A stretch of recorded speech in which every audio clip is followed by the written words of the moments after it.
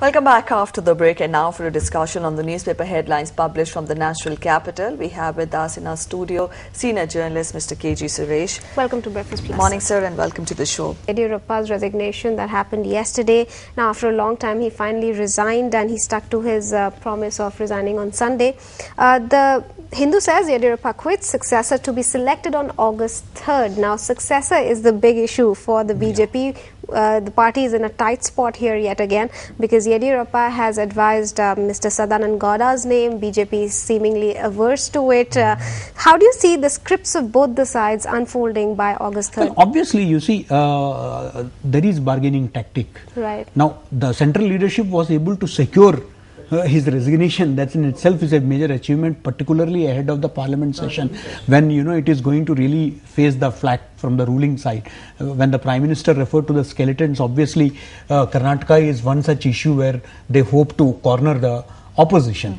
Now, this in that way, this is significant that they got secured the resignation. But a succession is not going to be a very easy kind of path for either side, you see, because BSI wants to retain, Yeddyurappa wants to retain his hold over the party, whereas the central leadership, having seen Yeddyurappa and over the developments over the past 38 months, they also want to ensure that central intervention is there, and somebody who finally toes the central leadership's line is there. You're talking because we have the monsoon session starting from today. Certainly. Why do we see this sudden sort of a haste in the BJP when it came to resignation of B.S. Yeddyurappa? In spite of the fact that we saw yesterday he was accompanied by as many as 60 MLAs, which probably shows his strength which he enjoys there in the state. Will it be so easy to sideline Yeddyurappa who has... No, it won't be. It won't be. But at the same time, you see, if 60 had accompanied or 70 had accompanied him, there are 50 on the other side also.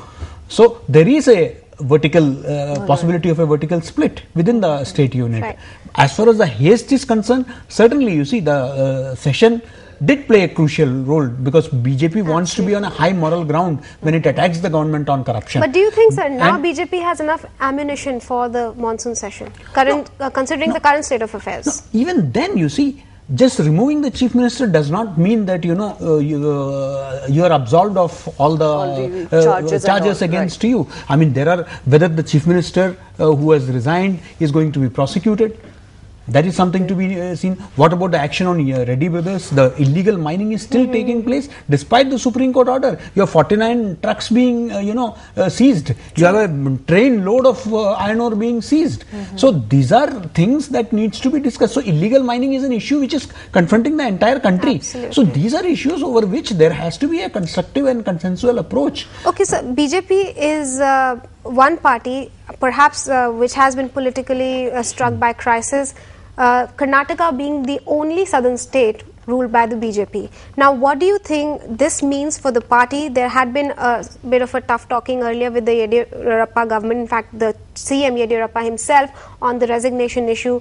BJP tried its bit to force him to resign, but he did not so easily. So, looking at Karnataka as a state and the BJP being the ruling party there as of now, what does this crisis mean for the BJP? Well, it certainly doesn't really, have a great this thing for the party. At the end of the day, there is going to be, you see, as I said, it all depends on how they handle the issue, how they balance it out, you see. You can't sideline Yeddyurappa, at the same time you can't allow him to dominate. Again, Yeddyurappa has played his cards well. He has proposed the name of Sadanand Gowda, who is a Vocaliga leader. He, at the same time, he is a loyalist also. So he wants to keep both the Lingayats and Vocaligas together. So that is his strategy. But at the same time, he is not allowing Jagdish Shettar, another Lingayat, to come up. So, these are issues. He is also demanding that he be made the state unit chief. Now, these are issues how the BJP responds to. If he is not pacified, if his concerns are not addressed, obviously he is going to dent him. But at the same time, you would see that in the opposition also, in the state, there is not much of unity. You have JDS and Congress who are fighting each other. So, if the opposition can only benefit out of this friction within the BJP, if they are united. but they are all fighting together. So obviously it would be again advantage for BJP if they don't overcome their differences. So overall, within the state of Congress party also, in the state, there are factionalism, there are various factions. Siddaramaiah, the people who came from outside have a different thing. You have people like D.K. Shivkumar, and a lot of leaders are there. They all have their factions. So it all depends on finally, how the political parties in the state respond to the situation, how BJP is able to balance the pressures from different factions. You're talking of balancing the pressures. All right, Well, sir, we'll leave it at that. Thanks so much for joining us on the show this morning. Thanks very much.